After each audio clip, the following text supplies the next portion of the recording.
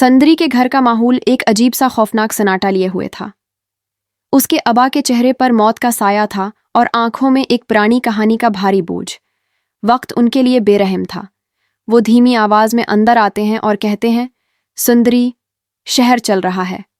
सुंदरी चौंक जाती है। शहर? लेकिन क्यों? अबा उसे कुछ देर घूरते हैं, फिर सख्ती से कहते हैं, बस चलना है।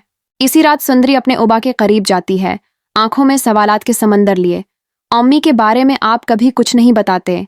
अबा की आंखों में आंसू आ जाते हैं और वो सरगोशी में कहते हैं, मैं तेरी माँ का गुनहगार हूँ, पता नहीं वो मुझे कभी माफ करेगी या नहीं। सनुद्री बार बार पूछती है, मगर इस बार अबा खामोश रहते हैं, राज की तारीकी में डूबे हुए। अगली सुबह दोनों शहर के लिए निकलते हैं और तकदीर एक खौफनाक वार कर देती है। एक ऐसा एक्सीडेंट जिसने संदरी और उसके अबा को खून में लथपथ कर दिया। लोग चीखो पुकार करते हैं। इलाज के लिए गुलाम को बुलाया जाता है। जब गुलाम संदरी को देखता है तो लम्हे के लिए रख जाता है, दिल की धड़कनें थम जाती हैं। थोड़ा सा इलाज करने के बाद वो फौरन बादशाह को कॉल करता है, बादशाह, मैंने तेरी सुंदरी ढूंढ ली है। लेकिन अबा की हालत देखकर गुलाम फैसला करता है कि वो सुंदरी और उसके अबा को शहर ले जाए। इधर बादशाह घर में सबके सामने कहते हैं, मैं शहर जा रहा हूँ। माँ गुस्से से चीखती है, उसी लड़की का चक्कर है ना।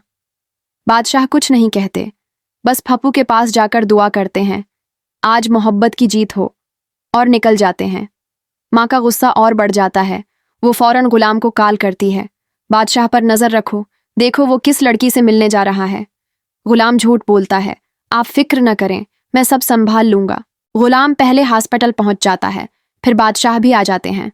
बादशाह दौड़ से सुंदरी को देखते हैं, बात करना चाहते हैं, मगर गुलाम सख्ती से रोकता है, अभी मत जाओ, अबा की तबीयत ठीक नहीं। बादशाह नजरें मोहब्बत से भरी, दिल धड़क रहा, लेकिन मजबूर हैं। गुलाम कहता है, हमारा काम हो गया, अब वापस चलो।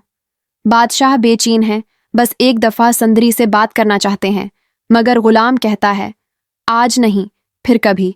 और दोनों गांव वापस लौट जाते हैं।